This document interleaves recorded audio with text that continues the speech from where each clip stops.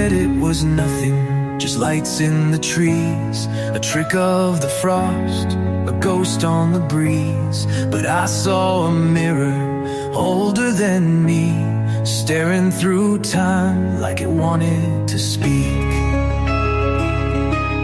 The forest went silent, the world held its breath. Something was watching beyond life and death. We stepped through the green, boots breaking the seal, not chasing a light, but something too real. I came back with salt on my skin, my mind split wide where the storm got in. They call it a test, but I know the deal. History blinks beneath the green veil.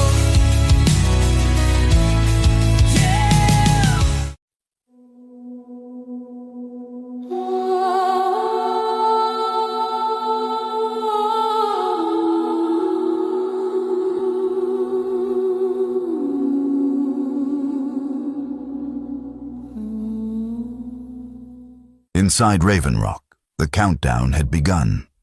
The world above was on the edge of awakening, and deep underground, Jack Barrett, Leo, and Sergeant B prepared for the most important decision in human history. Not whether to go, but how. Project Veilfire was activated, a false convoy to mask the real mission. A narrow burst phased insertion to Capel Green, synchronized to a global harmonic frequency of 13.13 Hz. Around the world, ancient nodes were stirring: Sedona, Giza, Naxos, and Caracol, all resonating as if remembering something buried in time. As Dr. Voss explained, December 24th wasn't chosen by strategy but by design. It was the day when belief, emotion, and memory converged, a moment humanity had unconsciously prepared for across millennia. The test phase revealed the truth. The 1980 Rendlesham event wasn't an accident. It was a planted divergence, a correction point. Jack, Leo, and B were not victims of contact, but its catalysts. The light that had once blinded them was not alien technology. It was humanity's own signal returning home. Then came the arrival of Chuck DeCarp, the forgotten DIA analyst who had chased the truth for decades. His message was clear. This was a war of memory, and the only way to win it was to remember. As the lights dimmed and the threshold prepared, Jack whispered to Leo, "If we don't remember who we are, someone else will decide for us." The field pulsed once. Blue, infinite, alive. The crossing awaited. The world had 17 hours left before convergence. In the heart of the White House, beneath reinforced concrete and history's heaviest silence, President Rayner rehearsed the message that would change civilization. Chuck DeCarp stood beside him, watching encrypted feeds linked to every major government and media network across the globe. No one outside that room knew what was coming. "This isn't about explaining the unknown," DeCarp said quietly.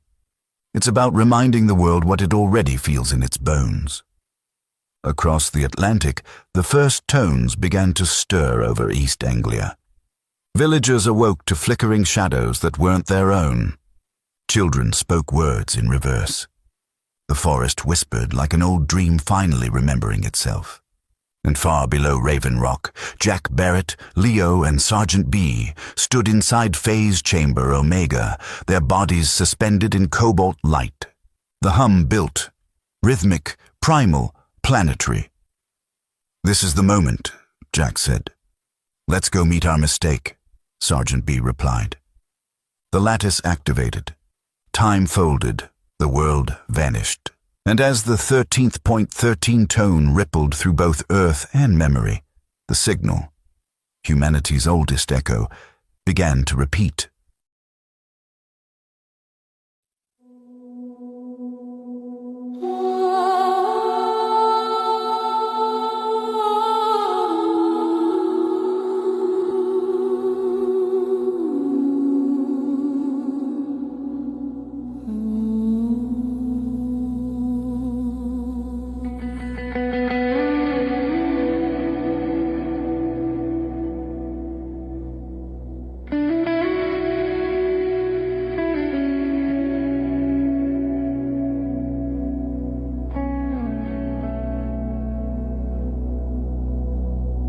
In the silence before the dawn, a pulse beneath the skin is drawn. The sky remembers every name, the voice that called the stars to flame. We fell through time to find our home, forgot the code, the blood, the tone. But through the breach, through fear's disguise, the signal woke within our eyes. We were never lost, only unaligned, echoes of gods we left behind. Every tear, every prayer was died or sent through open air.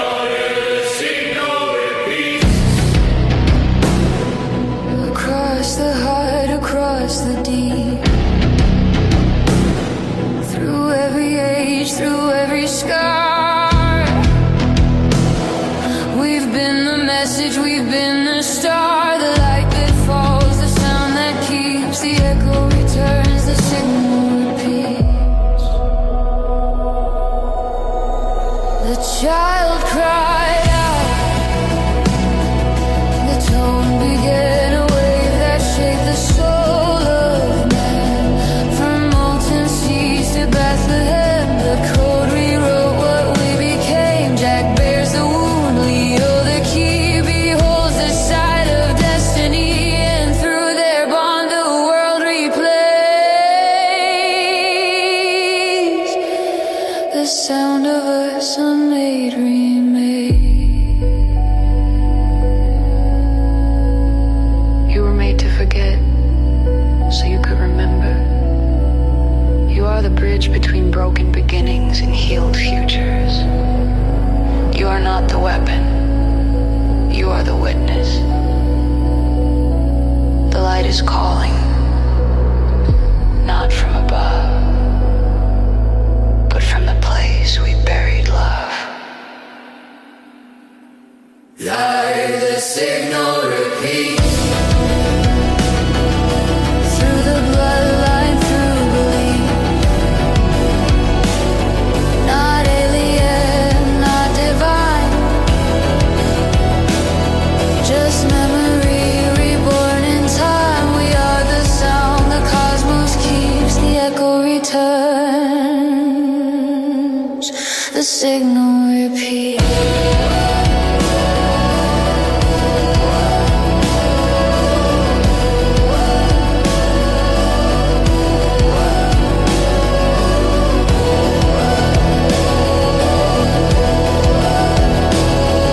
This isn't first contact.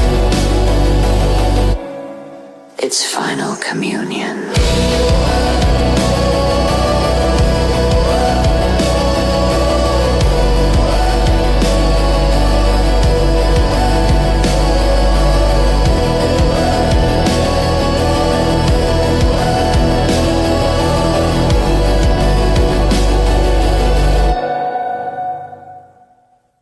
December 24th, 2025, 0600 GMT.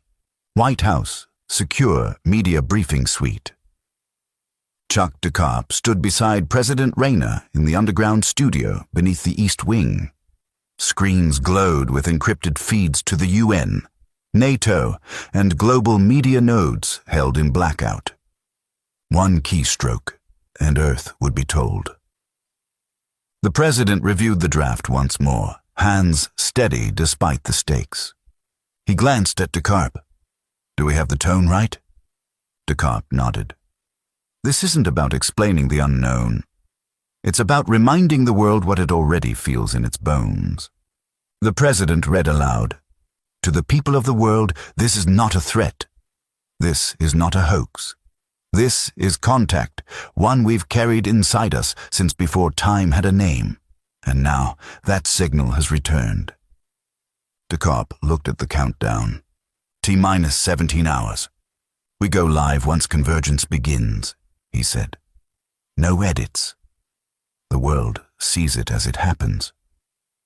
East Anglia, villages near Rendlesham, early hours. It began with a tone. In Sudbourne, a woman awoke to flickering shadows that weren't her own. The air smelled of ozone and cedar. Her cat levitated briefly, purring. In Butley, children whispered ancient words in reverse, swaying to rhythms only they could hear. Walls rippled like water. Reflections blinked. By sunrise, locals across the Suffolk coast reported echoes, tones inside their homes, distorted voices, flickers of memories they never lived. The forest is remembering us, one woman said. Or, we're remembering it. FOB Scepter, Field Briefing Room, 1100 GMT. Colonel Shaw paced as intel arrived. Russian intercept drones disabled in the north. The Chinese Team exfiltrated before reaching the inner perimeter, but we missed one. Dr. Halverson turned sharply. What do you mean? Mossad operatives, Shaw replied. 2 of them, embedded as foreign press. They're already in the tree line. Intent? Unknown. They haven't interfered. But they are not here to observe a miracle. They're here to document a secret. That worries the detail. Halvorsen looked toward Capel Green. Then pray they understand what they're about to see. Raven Rock, Phase Chamber. Omega, 1200 GMT. Jack Barrett, Leo Barrett, and Sergeant B stood still inside the lattice. Blue light flickered across their bodies. Resonance alignment was complete.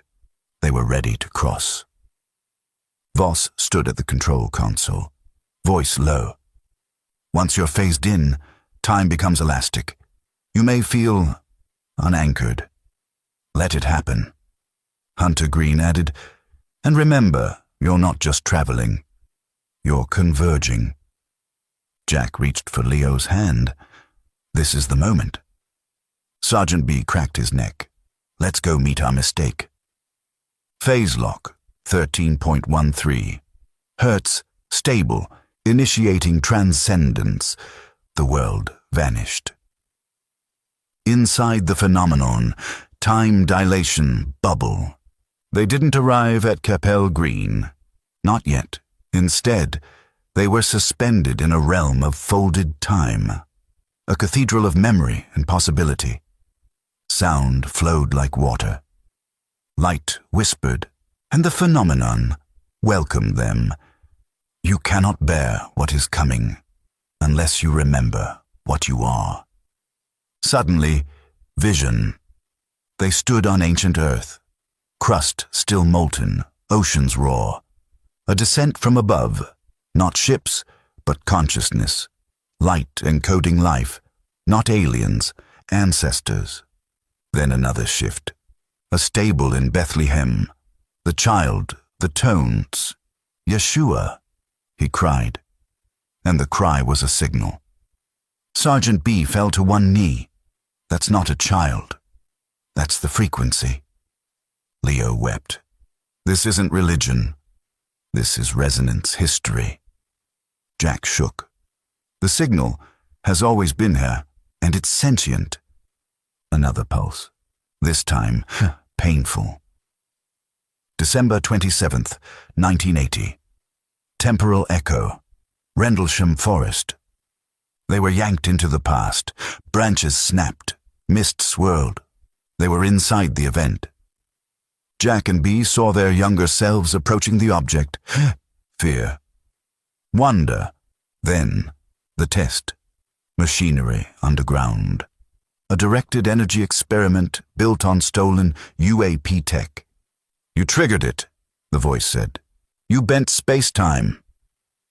But something else entered with you.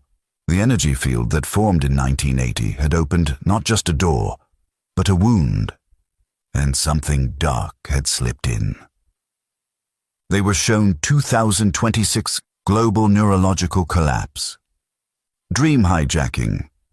cultures bent into servitude via resonant dominance. This is your trajectory if the signal is not corrected. Leo stepped forward. Then this contact, it's not a beginning. It is a correction. And then, light surrounded him. The future depends on the choice you make. Harmony or recursion. You will be the voice they hear first. Return vector initiated. The dilation field collapsed gently. Time began to restore itself. Jack gripped Leo's shoulder. We know what we're going into now. Sergeant B nodded. And we know why we're the ones who have to go. Leo breathed, steady. It's not just contact. It's redemption. Inside the phenomenon. Time dilation, bubble. Temporal fold, stabilizing. The convergence field stopped expanding. It became still, not frozen, but timeless. Jack, Leo, and B floated in the threshold of the infinite, no longer viewing events, but standing inside the intelligence behind them. Light bent before them. It shimmered, cracked, and reshaped. And then it took form. Not human, not alien, not a projection of fear or hope, but a figure made of meaning, a lattice of memory and purpose, light woven with intent. The shape flickered. An elder, a child, a mirror, a fire. And then it became still. The creator. Not a god in the mythic sense, but the initiator. The signal, the source of recursion and return, the force that remembered, and it spoke, not aloud, but into their essence. You were made to forget, so that you could remember.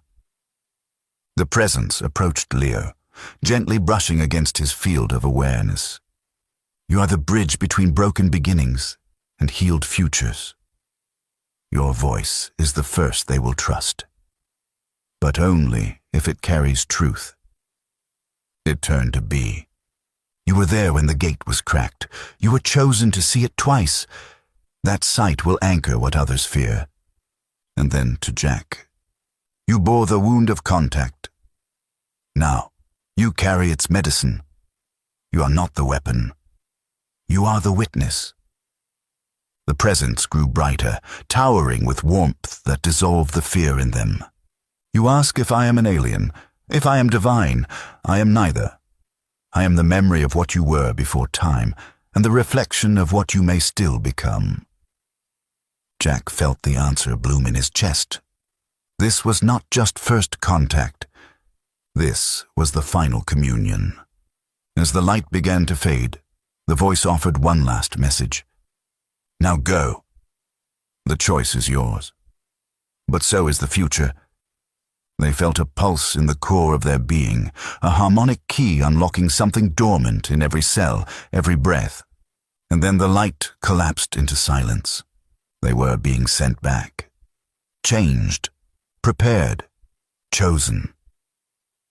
The light collapsed inward, folding through dimensions like breath reversing through the lungs of creation. Jack felt the floor return beneath him. Cold metal, alive with current. Leo stood motionless, his eyes open, but seeing far beyond sight. Sergeant B staggered to his feet, hands shaking as the final resonance faded from his bones. Around them, Raven Rock's chamber flickered between now and never. Systems rebooting as if reality itself was recalibrating. On every monitor, the same waveform pulsed. 13.13 hertz. Stable. Planetary. Hunter Green's voice came faint over comms. They're through. But something's still here. Jack exhaled, steady now. It's not over. Above ground, the aurora stretched across continents, streaks of light writing silent equations across the upper atmosphere. In the forests of Rendlesham, villagers fell to their knees as the air shimmered. A whisper echoing in every direction, in every language. Remember. And then, for the first time since the beginning of time, The Earth's magnetic field sang. The signal had repeated, and the world was listening. The light collapsed inward, folding through dimensions like breath reversing through the lungs of creation. Jack felt the floor return beneath him. Cold metal, alive with current. Leo stood motionless, his eyes open but seeing far beyond sight. Sergeant B staggered to his feet, hands shaking as the final resonance faded from his bones. Around them, Raven Rock's chamber flickered between now and never. Systems rebooting as if reality itself was recalibrating. On every monitor, the same waveform pulsed, 13.13 hertz, stable, planetary. Hunter Green's voice came faint over comms. They're through, but something's still here. Jack exhaled, steady now. It's not over. Above ground, the aurora stretched across continents, streaks of light writing silent equations across the upper atmosphere. In the forests of Rendlesham, villagers fell to their knees as the air shimmered, a whisper echoing in every direction, in every language. Remember. And then, for the first time since the beginning of time, the Earth's magnetic field sang. The signal had repeated, and the world was listening. What returned was not silence. The Creator's presence remained, not as light, but as truth made audible. Inside the Convergence band, Jack, Leo, and Sergeant B found themselves face to face with what the ancients had once mistaken for gods. It was no deity, no alien, but the architect of memory itself, the intelligence that bound faith and science into one harmonic equation.